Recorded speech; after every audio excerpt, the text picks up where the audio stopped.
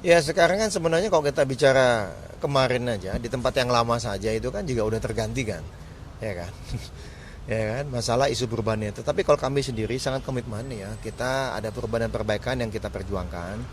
Tentunya kan sebenarnya ini bisa sejalan dengan teman-teman koalisi yang ada saat ini. Karena kita kan sudah sampaikan bahwa apa yang baik dari pemerintahan Joko Widodo ya kita lanjutkan. Jadi kita nggak pernah bicara wah kita akan ganti semuanya, nggak ada itu. Mas AHY sendiri dalam pidato politiknya tanggal 14 Juli juga sudah menyampaikan itu. Apa yang baik kita lanjutkan. Nah, kami mengapa ingin memperjuangkan perubahan dan perbaikan? Karena menurut kami ada yang masih kita ubah, masih kita perbaiki sehingga masyarakat, sehingga rakyat bisa mendapatkan manfaat yang lebih optimal. Ya menurut kami semangatnya sama juga nih dengan teman-teman koalisi yang saat ini ada, menyampaikan kepada kami, semangatnya serupa ternyata. Ya, kita lihat, kita cermati mana nih yang pas. Gitu, mana pas, mana yang lebih sejalan. Karena kami kan berdasarkan gagasan. Ada prinsip, ada ide. Yang nilai-nilai. Mana yang sejalan, itulah yang kita akan ambil. Yang pasti tentu kami sangat berharap ke depannya teman koalisi kami adalah apa yang disampaikan di depan, itulah yang akan dilaksanakan juga ke depannya kan begitu. Karena kami sudah menunjukkan komitmen, Demokrat jelas punya komitmen luar biasa. Ya, tempat yang sebelumnya ya dengan si mantan ya. Luar biasa komitmen kami, tidak ada selingkuh sedikit pun, tidak ada geser-geser sedikit pun, tidak bergeming, bahkan kader-kader kami seluruh Indonesia melakukan pembelaan yang luar biasa dalam setiap aktivitas, kan begitu, ya kan, mau di media sosial, di layar kaca, maupun di media-media mainstream, maupun di ruang-ruang publik, diskusi-diskusi dan juga di grup percakapan. Nah inilah tentu menjadi daya tarik bagi koalisi manapun, bagi kerjasama manapun, bagi capres manapun, melihat Demokrat. Karena kekuatannya ada pemimpin Mas AHY yang sangat berjiwa besar, jiwa satria, lapang dada bisa memberikan maaf dan mengajak kami semua kadernya untuk move on. Dan kami juga memiliki kekuatan tadi. Kader yang terbukti sangat-sangat menjadi sahabat yang sangat militan, sangat setia. Nah ini kan menjadi kekuatan tertentu ini. Pada saat pertarungan nanti di Pilpres yang mungkin bisa jadi ditentukan pertarungannya sangat tipis gitu. Iya kan? Nah, kekuatan ini, soliditas ya, solidaritas, kekompakan dan kebersamaan di kami inilah akan menjadi value yang kami bisa tawarkan tentunya. Gitu. Tapi semangat yang dipunyai Demokrat saat ini lebih condongnya kemana, ke kubu yang mana sekarang? Apakah sudah ada suara-suara dari DPD bahwa tampaknya kecenderungannya ke kubu yang A, ke kubu yang B begitu? Ya masih variatif ya, ya. Ada daerah yang sampaikan bahwa Pak kami kalau dengan dapil sejalannya ini nih gitu. Oh kalau yang ini. Tapi tetap semua komitmennya satu, bahwa apapun yang diputuskan oleh Mas AHY, apapun yang nanti kemudian diresmikan keputusannya oleh Majelis Tinggi Partai, itulah yang akan mereka laksanakan di lapangan. Karena mereka percaya betul ya keputusan apapun yang diambil oleh DPP, oleh Mas AHY itu adalah keputusan yang terbaik. Dan mereka membuktikan itu. Kami masih ingat di lapangan ini 7 Oktober ada mantan yang sebelum ini kami dukung datang ke sini, kita sambut dengan luar biasa, jalanan sampai penuh di depan ini. Sampai ada kemacetan berkilo-kilo karena saking antusiasnya kami menunggu dan menanti.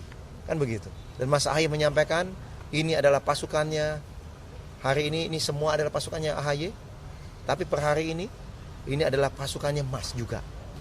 Yang si mantan ini, beliau sampaikan sejak saat itu kita luar biasa. Bagaimana ini kekuatan kader-kader begitu mengikuti perintah komando dari Mas AHY, kita ikuti, kita percaya. Nah begitu beliau disakiti, beliau partai ini disakiti ya, kehormatan kami serasa diinjak-injak ya mohon maaf. Mas AHY menentukan dan mengarahkan kami kemanapun, kami akan ikut. Kalau kecenderungannya berarti ke Ganjar atau ke Prabowo kalau sekarang? Kecenderungannya yang nama belakangnya ada Wo. Dua-duanya ada. Dua-duanya ada. Loh iya kan? Loh kan begitu. Iya kan? Bukan Pak Sandi Wo. Enggak kan gitu ya. Ini jangan dikutip nih. Wow, jangan. Tapi langsung untuk pertemuan hari ini tuh langsung akan ada keputusannya atau gimana? Enggak. Tentu ini kan keputusan yang tidak mudah. Kita kan harus benar-benar dalami, kita pertimbangkan berbagai aspek secara komprehensif, baik pertimbangan taktis maupun pertimbangan strategis. Kita tidak berbicara hanya nasib bangsa ini mengenai saat ini saja, tapi juga ke depannya. 5 tahun ke depan, bahkan 10 tahun ke depan. Nah inilah yang menjadi pertimbangan kami. Tapi bagaimanapun politik kami ada mengedepankan etika, mengedepankan moral politik, mengedepankan prinsip. Ya ada komitmen yang harus kita jaga. Dan ingat, maaf itu janganlah jadikan obat yang murah untuk mengingkari suatu komitmen.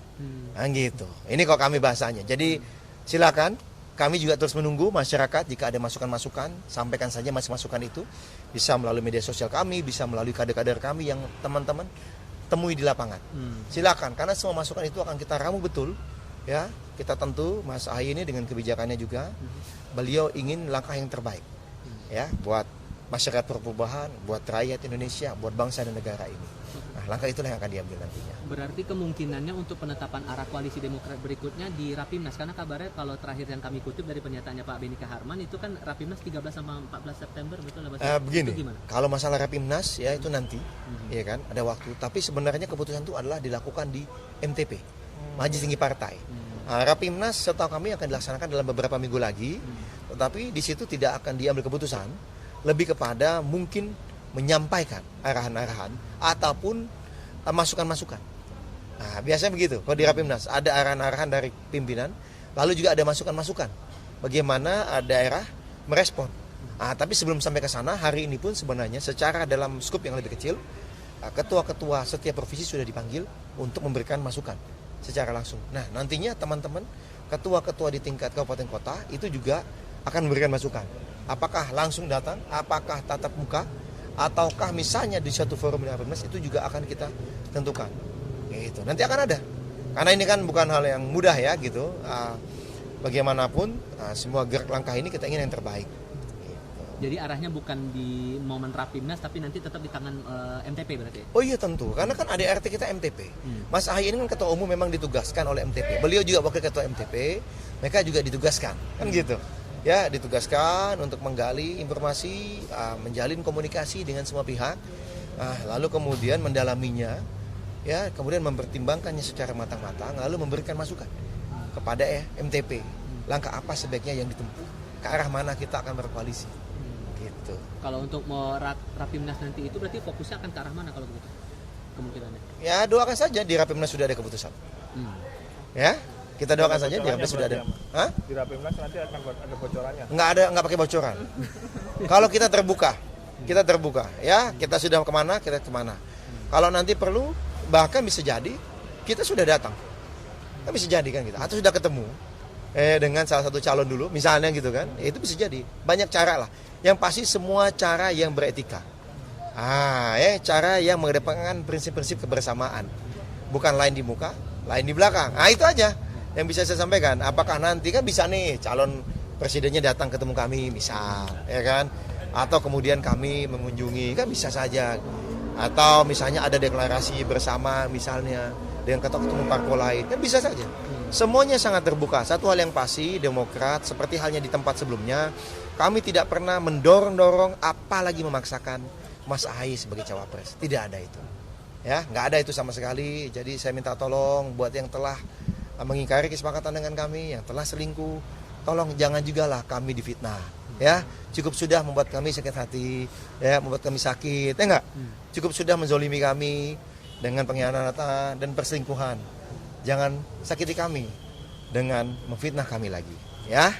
Gitu. Dalam waktu terdekat apa Pak SBY akan bertemu lagi sama Pak Prabowo intinya? Oh, kita lihat saja. Gitu. Apakah ketemu dengan Pak Prabowo, apakah bertemu dengan Ibu Mega? Ini kan hal yang sangat positif dan sangat baik. Karena beliau-beliau kan adalah tokoh-tokoh bangsa. Bu Mega misalnya, beliau adalah Presiden Republik Indonesia selama sekian lama kan memimpin negeri ini. Ya, lalu kemudian juga Pak SBY pernah memimpin negeri ini. Kan akan sangat baik bagaimana kedua tokoh bangsa ini bertemu, ya enggak? Kemudian memberikan gagasan-gagasan, masukan-masukannya kepada publik. Ini kan akan menjadi suatu momen yang bagus juga gitu. Ya kok begitu juga Pak SBY bertemu dengan Pak Prabowo. Ini kan juga momen yang bagus. Kita senang melihat bagaimana pemimpin kita guyup, ya kan? Terbuka, ya enggak? Di depan berbicara apa adanya terang-terangan, tidak sembunyi-sembunyi, ketemu 7 kali di belakang, kan begitu. Lalu mendadak geser ke tempat yang lain. Nah, kan begitu. Nah, ini lebih bagus ini menurut kami. Politik kita terbuka. Kita politik terang-terangan. Ya, tidak ada lain di depan, lain di belakang. Nah, ini. Jadi harapannya apa nih? Pak SBY bertemu Pak Prabowo atau Pak SBY bertemu Bu Mega? Nah, itu harapannya apa tuh, Bang? Tapi yang pasti Mas Ahy lah yang akan memimpin nanti proses koalisi ini.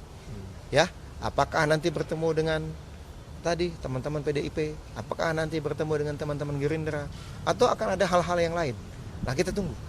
Gitu. Tapi sejauh ini kalau hubungan antara Pak SBY dengan Bu Megawati sendiri gimana? Kalau saya kutip pernyataannya Pak Benika Harman, Ibu Megawati tidak pernah jahat ke Demokrat dan SBY. Jadi sebetulnya kalau gambarannya hubungan antara Pak SBY dengan Bu Mega sendiri gimana? Itu juga disampaikan langsung, bukan hanya Pak Benika Harman. Pak SBY menyampaikan langsung. Ya, ada interview minggu lalu kalau kita lihat di salah satu stasiun televisi swasta yang nasional, itu Pak SBY juga menyampaikan, Bu Mega itu ya orang tidak pernah berlaku jahat terhadap Pak SBY, tidak pernah berlaku jahat kepada keluarga saya. Begitu beliau sampaikan. Juga tidak ada perbedaan-perbedaan mendasar secara ideologis antara Ibu Mega dan Pak SBY. Loh ini kan jujur, ya kan ditanya kan, ya disampaikan. Nah inilah, apakah kemudian ini pertanda kami akan condong mengarapat ke sana? Oh, kalau saya tidak bisa sampai ke tahap itu, karena yang punya wewenang tentunya adalah Majelis Tinggi Partai, dan yang mengetahui langkah kami ke depannya, tentunya yang saat ini berinisiatif memimpin dalam proses koalisi atau kerjasama dengan siapapun adalah Mas Ahaye, gitu. Ya, kalau nanti ada arahan, ada perintah dari Mas Ahaye untuk menyampaikan ke publik, pasti saya akan sampaikan. Tetapi tenang saja, kejutan-kejutan atau hal-hal besar kita akan sampaikan dalam waktu dekat. Tapi komunikasi terakhir setelah memutuskan untuk keluar dari KPP dengan PDIP terutama? Bukan, setelah tidak bersama lagi karena dihianati, bukan keluar. Jadi apakah masih ada makin intensif komunikasi dengan PDI Perjuangan begitu? Kenapa mesti dengan PDI Perjuangan aja? Fokusnya kan begitu. Kita kan semua kan sama. Dengan yang lainnya kita juga komunikasi. Kami ini komunikasinya baik dengan partai manapun, ya, mau di parlemen, mau di luar parlemen, mau formal maupun informal. Gitu ya, nggak perlulah merujuk ke salah satu, ini bisa aja ini. Ya kan, ya tapi komunikasi iya pasti ada, komunikasi pasti ada, hanya pada saatnya nantilah kami sampaikan. Toh kami saat ini kan sendirian, ya kan, tidak punya teman koalisi yang lain, jadi kan tidak perlu juga kami ungkap kemana-mana kami bertemu kan.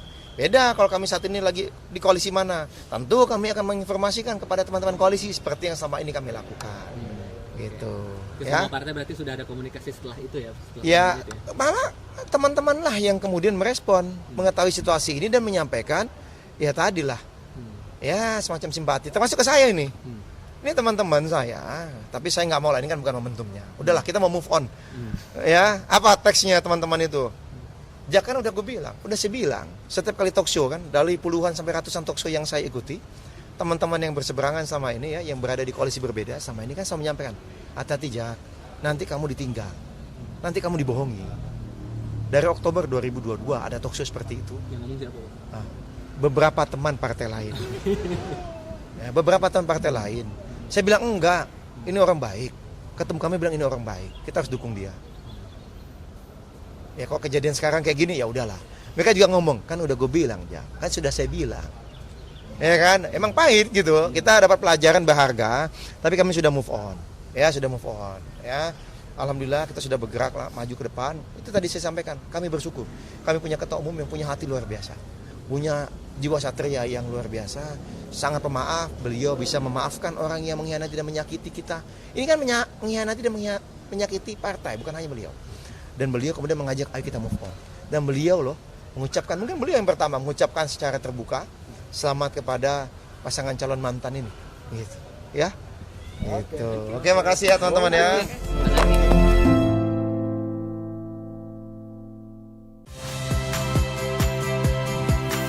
Saya Ihsan Sitorus.